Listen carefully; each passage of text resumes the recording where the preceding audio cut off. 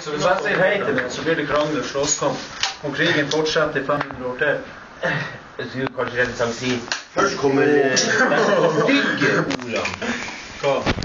Fuck. Din oppkatt. Hvorfor er du så irritert i dag, Mikael? Du burde heise i lag. Kanskje det er smålingen i bjellene? Nei, det er dere som trenger å ha for å komme dere til psykiater. Vi trenger litt smålinger i bjellene for å fikse det. Vi er helt sånn god og varm.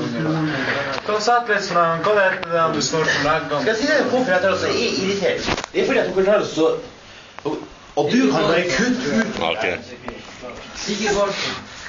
Tigerbart sammen i Jeg tar det så blir... Jeg er irritert fordi at dere tar det så...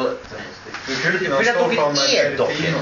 Det er nesten som vi Vi avgjør. kan ikke noe for at vi Er du sur på oss fordi at vi er som vi er?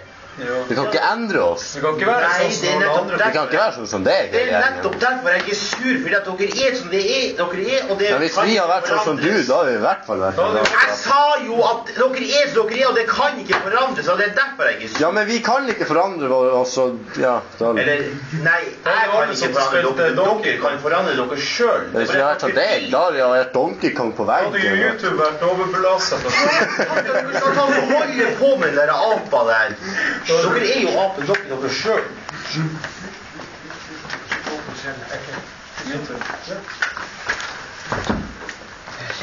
Donkey Kong.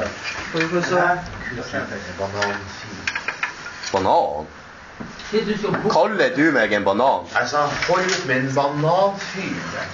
Nei, jeg tror du kalte meg en banan. Jeg ble nesten fornærmet. Dæven steike. Sorry.